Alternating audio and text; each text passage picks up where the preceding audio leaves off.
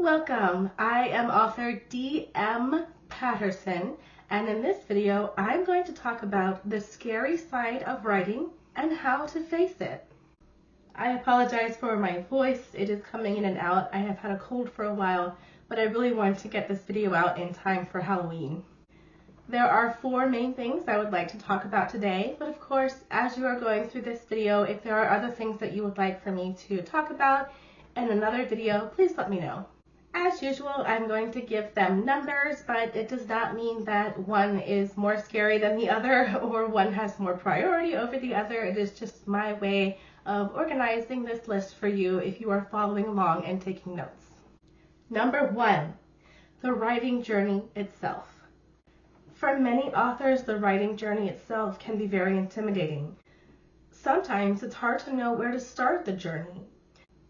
And then, once the journey has begun, there are all these obstacles that pop up, like finding the time to write, finding people to critique your work, finding a way around the creative blocks.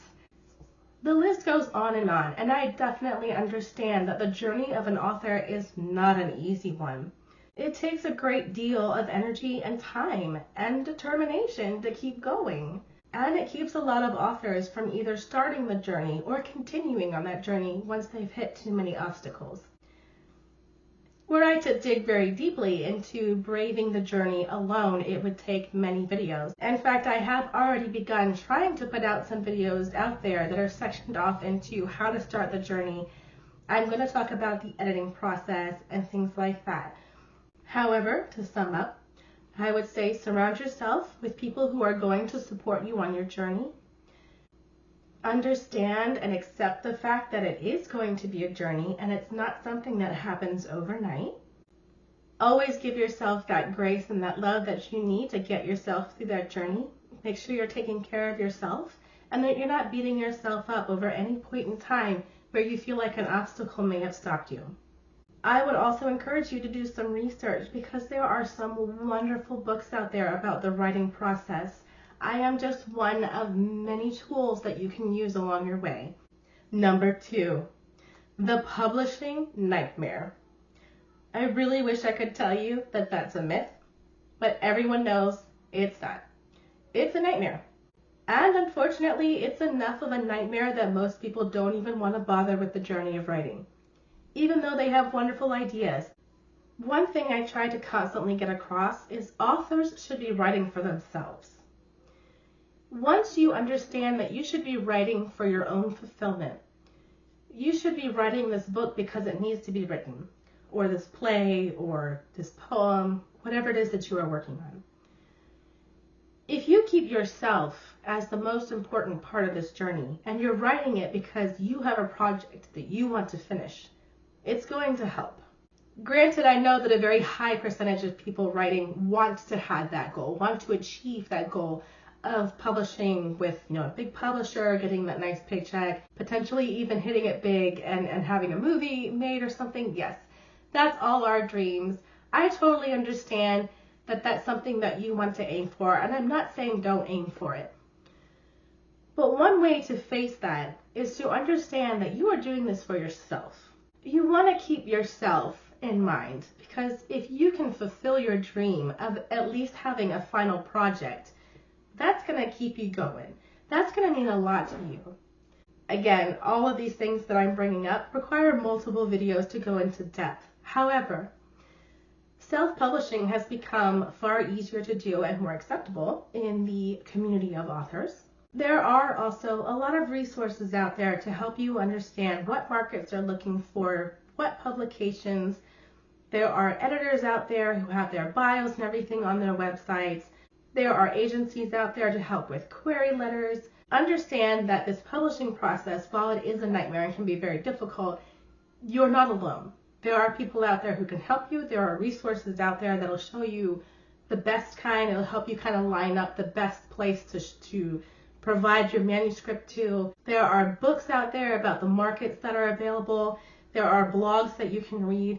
There are people you can reach out to.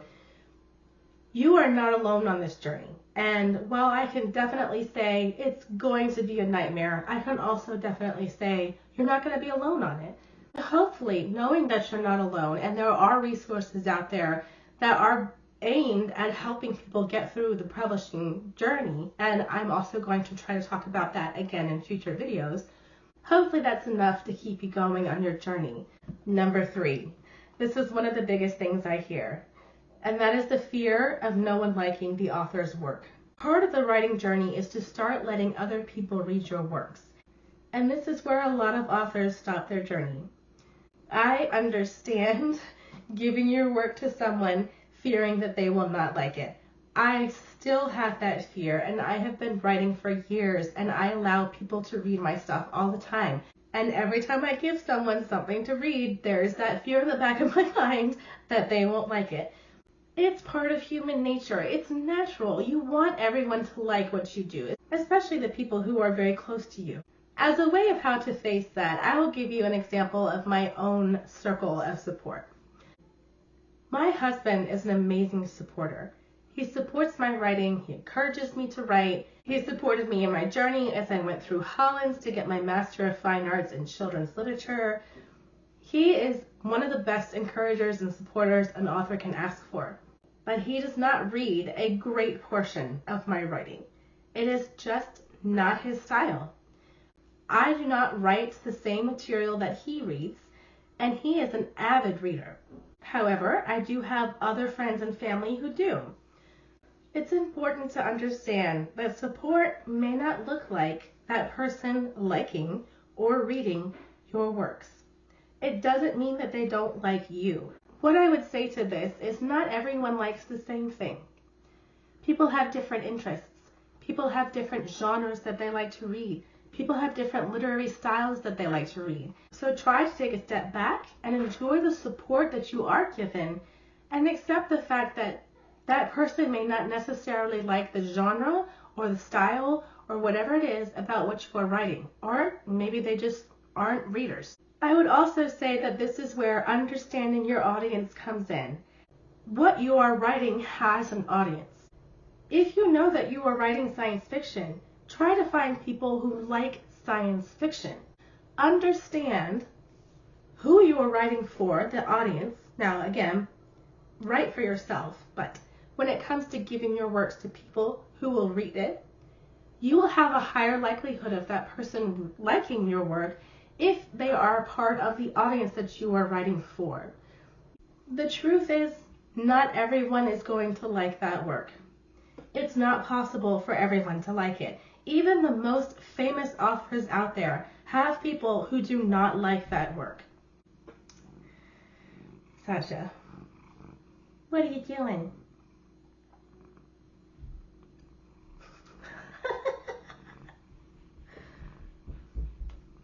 Sasha's making her appearance. The fourth and final scary side of writing that I am talking about today is criticism.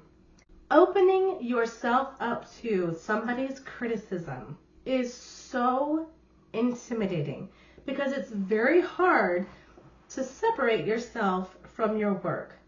You have spent time, you have spent tears, you have banged your head on the desk, you've spent your energy, and now it's time to give it to someone to read for criticism. Unfortunately, criticism is a very important part of the writing journey.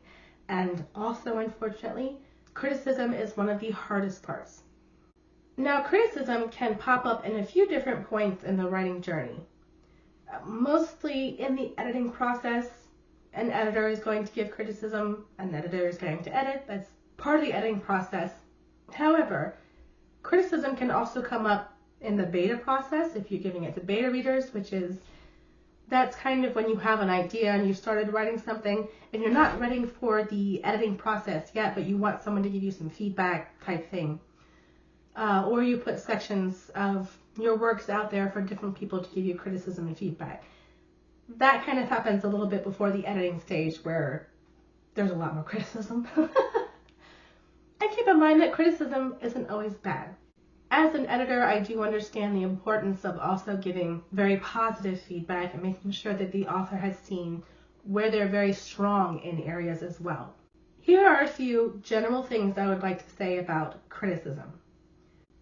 be careful who you are asking to criticize your work, because they may not necessarily know how to provide constructive criticism.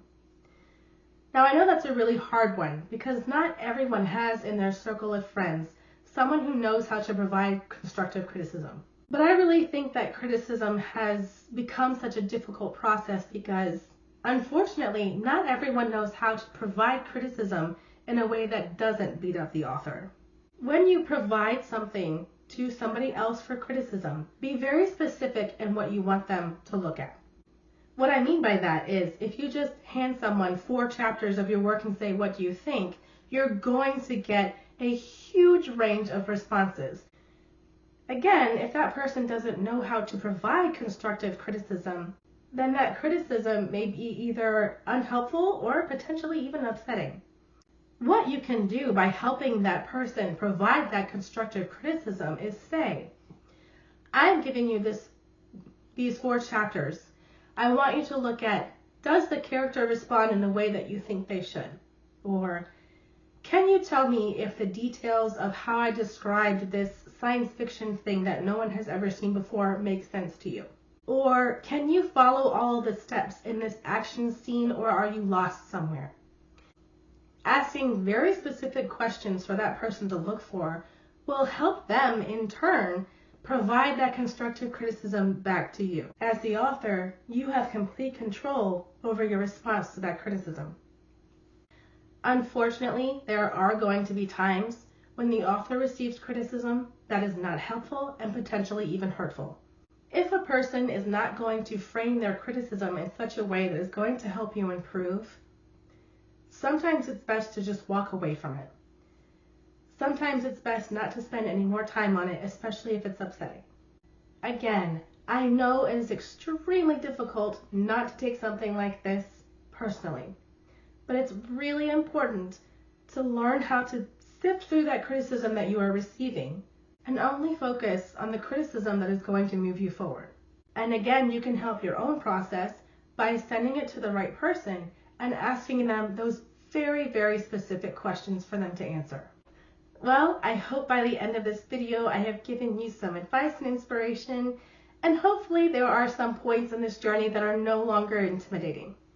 As I said earlier, all of these points deserve many videos to go into depth, and I do intend to do that.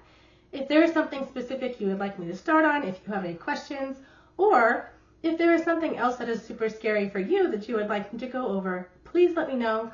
I am happy to receive any feedback as I really want this channel to be for you and your growth. Thank you so much for watching. Now, go write.